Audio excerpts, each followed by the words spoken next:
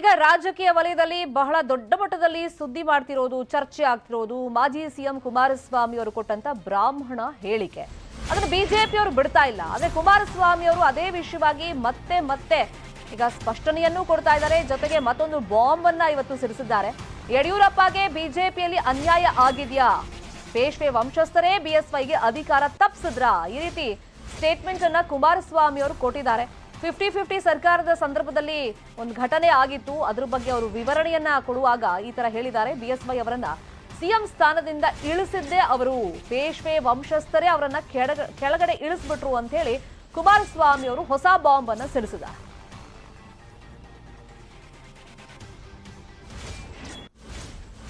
ಮುಖ್ಯಮಂತ್ರಿಗಳಿದ್ದಾಗ ಏನಾದರೂ ಅವ್ರನ್ನ ಅಗೌರವವಾಗಿ ಕಂಡಿದ್ದೇನೆ, ಎಲ್ಲ ರೀತಿ ಬೆಂಬಲ ಕೊಟ್ಟಿದ್ದೇನೆ. ಅವರ ಬೆಳವಣಿಗೆಗೂ ಅನುಕೂಲ ಆಯಿತು. ಅಧಿಕಾರ ಹಸ್ತಾಂತರ ನಾನು ಕೊಡ್ಲಿಕ್ಕೆ ತಯಾರಾಗಿದ್ದೆ.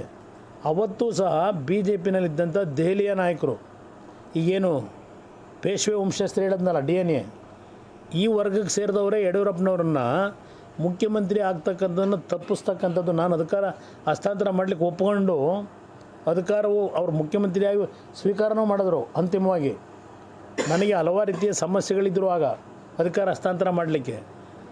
ನಾನು ಅಧಿಕಾರ ಕೊಡ್ತಕ್ಕಂಥ ನಿರ್ಧಾರ ಮಾಡಿದ ಮೇಲೂ, ಅವ್ರ ಪ್ರಮಾಣ ವಚನ ಸ್ವೀಕಾರ ಮಾಡಿದ ಮೇಲೂ, ಯಾವೊಂದು ಈ ವಂಶಸ್ಥರಿದೆಲ್ಲ DNA ಅವರೇ ಸರ್ಕಾರ ತೆಗೆದವರು.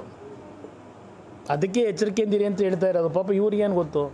ಅದಾದ ಮೇಲೆ ಸರಿ ಅಧಿಕಾರಿಗೆ ಬಂದ್ರಲ್ವೇ, ಬಂದ ನಂತರ ಏನೇನು ಘಟನೆಗಳಾಗಿದೆ. ಈಗ 2ನೇ ಬಾರಿ ಮುಖ್ಯಮಂತ್ರಿ ಆದ್ರಲ್ಲ, ಪಾಪ ಕಷ್ಟಪಟ್ಟಾದರು. ಅದು ಯಾವ ರೀತಿ ಆದರೂ ಅದೆಲ್ಲ ಇತಿಹಾಸ, ಅದಿರಲಿ. ಅವ್ರೇನು ಗೌರವ ನಡೆಸ್ಕೊಂಡಿದ್ದಾರಾ? ನಾನು ಅನುಕಂಪದ ಮಾತೇನು ಆಡಿಲ್ಲ, ಅನುಕಂಪದ ಪ್ರಶ್ನೆ ಅಲ್ಲ. ಇಲ್ಲಿ ಮುಂದಿನ ದಿನಗಳು ಈ ಎಲ್ಲ ವರ್ಗದ ಸಮಾಜಗಳೇನಿದ್ದಾವಲ್ಲ, ಈ ವರ್ಗಗಳ ಮೇಲೆ ಮತ್ತೆ ಯಾವ ಹಿಡಿತ ಬರ್ಬೋದು, ಈ ರಾಜ್ಯಕ್ಕೆ ಆಗ್ತಕ್ಕಂಥ ಆತಂಕ ಏನು, ಅದಕ್ಕೆ ಎಚ್ಚೆತ್ಕೊಳ್ಳಪ್ಪ ಅಂತ ಹೇಳಿದ್ದೇನೆ. ಈಗ ಕುಮಾರಸ್ವಾಮಿ ಅವರು ಯಡಿಯೂರಪ್ಪ ವಿಷಯವನ್ನ ಎಳೆದು ತಂದಿದ್ದಾರೆ, ಎಲೆಕ್ಷನ್ ಹತ್ರ ಬರ್ತಾ ಇದ್ದಂತೆ ಅಂತ ಹೇಳಿದ ಮೇಲೆ ಇಲ್ಲೇನಾದ್ರೂ ಜಾತಿ ರಾಜಕಾರಣ ಇದೆಯಾ? ಈಗ ಬ್ರಾಹ್ಮಣ ಸಮುದಾಯವನ್ನ HDK ಟೀಕಿಸಿದ್ರು, ಇದಕ್ಕೆ ರಾಜ್ಯಾದ್ಯಂತ ವಿರೋಧ ವ್ಯಕ್ತವಾಗಿತ್ತು.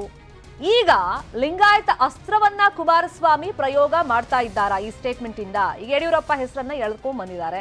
ಅಲ್ಲಿಂದ ನೋಡೋದಾದ್ರೆ ನಾವು ಲಿಂಗಾಯತ ಓಲೈಕೆಗೆ ಮುಂದಾದ್ರ ಹಾಗಾದ್ರೆ ಯಡಿಯೂರಪ್ಪನವರಿಗೆ ಬ್ರಾಹ್ಮಣ ನಾಯಕರಿಂದ ಅನ್ಯಾಯ ಆಗಿದೆ ಅಂತ ಹೇಳಿ ಕುಮಾರಸ್ವಾಮಿ ಅವರು ಹೊಸ ಸ್ಟೇಟ್ಮೆಂಟ್ ಅನ್ನ ಕೊಡೋ ಮುಖಾಂತರ ಅತಿ ಹೆಚ್ಚು ಸಂಖ್ಯೆಯಲ್ಲಿರುವಂತ ಲಿಂಗಾಯತರ ಓಲೈಕೆಗೆ ಮುಂದಾದ್ರ ಹಾಗಾದ್ರೆ ಲಿಂಗಾಯತರ ಪ್ರಬಲ ವೋಟ್ ಬ್ಯಾಂಕ್ ಇದೆ ಅಂತ ಹೇಳಿ ಈ ವೋಟ್ ಬ್ಯಾಂಕ್ ಅನ್ನ ಸೆಳೆಯೋ ತಂತ್ರ ರೀತಿಯಲ್ಲಿ ಕುಮಾರಸ್ವಾಮಿ ಅವರು ಸ್ಟೇಟ್ಮೆಂಟ್ ಕೊಟ್ಟಿದ್ದಾರಾ, ಜಾತಿ ರಾಜಕಾರಣ ನಡೆಸ್ತಾ ಇದ್ದಾರಾ ಅಂತ ಚರ್ಚೆಗಳು ನಡೀತಾ ಇದೆ.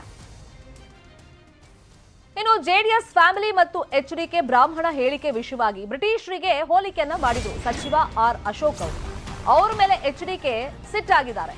ಒಡೆದು ಆಳೋದು, ಒಡೆಸ್ಕೊಂಡಿದ್ದು ನಾವು ಅಂತ ಹೇಳಿ ಕುಮಾರಸ್ವಾಮಿ ಅವರು ಹೇಳಿಕೆಯನ್ನ ಕೊಟ್ಟಿದ್ದಾರೆ. ಈಗ ಇವರು ಬ್ರಾಹ್ಮಣ ಜಾತಿ ಅಂದ್ರೆ, ಬ್ರಾಹ್ಮಣ ಸಮುದಾಯ ಅಂದ್ರೆ ಒಂದೇ, ಅದು ಇವರು ಕರ್ನಾಟಕದವರು, ತಮಿಳುನಾಡವರು, ಈ ತರ ಬೇರೆ ಬೇರೆ ಮಾಡಕ್ ಹೋಗ್ತಿದ್ದಾರೆ, ಏನು ಬ್ರಿಟಿಷ್ ತರ ಒಡೆದು ಆಳೋ ನೀತಿನ ಇವ್ರದು ಅಂತ ಹೇಳಿ ಆರ್ ಅಶೋಕ್ ಅವರು ಪ್ರಶ್ನೆಯನ್ನ ಮಾಡಿದ್ರು. ಅದಕ್ಕೆ ಒಡೆದಾಳೋದು, ಒಡೆಸ್ಕೊಂಡಿದ್ದು ನಾವು ಅಂತ ಹೇಳಿ HDK ಹೇಳಿದ್ದಾರೆ.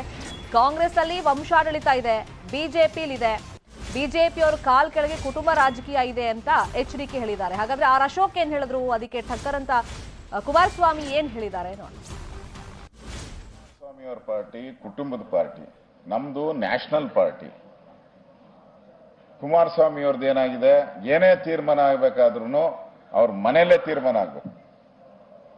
ಅವ್ರ ಮನೆಯಲ್ಲಿರೋರೇ ಯಾರಾದ್ರೂ ಏನಾಗಬೇಕು, CM ಆಗ್ಬೇಕಾದ್ರು ಅವ್ರ ಮನೆಯವರೇ, ಡೆಪ್ಟಿ CM ಆಗ್ಬೇಕಾದ್ರು ಮನೆಯವರೇ. ಅವ್ರದ್ದು ಅದು ಪರಂಪರೆ. ಅದು ಆ DMKಲ್ಲೂ ಹಂಗೆ, ತಮಿಳುನಾಡು DMK ಇದೆಯಲ್ಲ, ಆ DMKನೂ ಹಂಗೆ. ಈಗ ಲಲ್ಲು ಪ್ರಸಾದ್ ಯಾದವ್ ಅವ್ರದ್ದು, ಅದು ಅವ್ರದ್ದೆಲ್ಲ ಫ್ಯಾಮಿಲಿ ಪಾರ್ಟೀಸ್. ನಮ್ದು ನ್ಯಾಷನಲ್ ಪಾರ್ಟಿ. ಮತ್ತೆ ಕುಮಾರಸ್ವಾಮಿ ಅವರು ಅವರ ಬ್ರಾಹ್ಮಣರ ಬಗ್ಗೆ ಮಾತಾಡಿರೋಂಥದ್ದು, ಅವರು ಹಿಂದೆ ಬ್ರಿಟಿಷರಿದ್ದು, ಅವರಂಗೆ ಹಿಂದೂ ಮುಸ್ಲಿಂ ಅಂತ ಒಡೆದು ದೇಶನ ಬಹಳ ವರ್ಷ ಆಡಳಿತ ಮಾಡಿದ್ರು. ಅದೇ ಪಾಲಿಸಿಗೆ ಕುಟುಂಬದ ಬಗ್ಗೆ ಚರ್ಚೆ ಮಾಡಿದ್ರು. ವಂಶಾಡಳಿತ ಅದೆಂಥದ್ದು, ಎಂಥ ಇದು ಪರಿವಾರದ ಇದು ಅಧಿಕಾರ ಏನು BJPಲಿ ಏನಾಗಿದೆ ಹೇಳ್ತಾ ಹೋದ್ರಲ್ಲ. ಇನ್ನು ಕಾಶ್ಮೀರದಿಂದ ಕನ್ಯಾಕುಮಾರಿವರೆಗೂ ಕೊಡ್ಬೋದು, ಪರಿವಾರದವರದ್ದು ಹೆಂಗೆ ನಡೀತಿದೆ ಅಂತೇಳಿ. ಅದರಿಂದ ಇವ್ರು ಯಾರಿಗೂ ಆ ನೈತಿಕತೆ ಇಲ್ಲ. ಈ ಸಮಾಜದಲ್ಲಿ ಯಾವುದೇ ಒಂದು ಕುಟುಂಬದಲ್ಲಿ ರಾಜಕಾರಣಕ್ಕೆ ಬರಬೇಕು ಅಂದರೆ ತೀರ್ಮಾನ ಮಾಡೋರು ಅಂತಿಮವಾಗಿ ಜನ. ಅಂಬೇಡ್ಕರ್ ಅವರು ಕೊಟ್ಟಿರ್ತಕ್ಕಂಥ ಸಂವಿಧಾನದ ಒಂದು ವ್ಯವಸ್ಥೆಯಲ್ಲಿ ಯಾವುದೇ ವ್ಯಕ್ತಿಗಳು ಅವರಿಗೆ ಬೇಕಾದಂಥ ವೃತ್ತಿಯನ್ನು ಈ ದೇಶದಲ್ಲಿ ಆಯ್ಕೆ ಮಾಡ್ಕೊಳ್ಳಿಕ್ಕೆ ಅವರಿಗೆ ಸಂಪೂರ್ಣವಂತ ಸ್ವತಂತ್ರ ಕೊಟ್ಟಿದ್ದಾರೆ ಸಂವಿಧಾನದಲ್ಲಿ. ನಮ್ಮ ಒಂದು ಕುಟುಂಬದ ಮೇಲೆ ಇವ್ರ ಟಾರ್ಗೆಟು. ಏಕೆಂದರೆ ಈ ಕುಟುಂಬದ ಶಕ್ತಿ, ಈ ಕುಟುಂಬದ ಜನತೆಯ ನಡುವೆ ಇರ್ತಕ್ಕಂಥ ಸಂಪರ್ಕ, ಇದನ್ನು ಅವರು ಸಹಿಸ್ಲಿಕ್ಕೆ ಆಗ್ತಿಲ್ಲ. ಅದರಿಂದ ಇದೊಂದು ಕುಟುಂಬದ ಬಗ್ಗೆ ಬೆರಳು ತೋರಿಸ್ತಾರೆ.